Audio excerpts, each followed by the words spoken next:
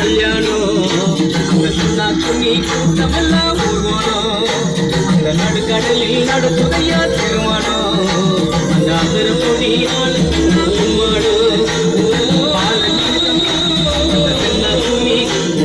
நடுக்கடலில் அந்த அசுர பொடி ஆளுக்கு கும்மாடு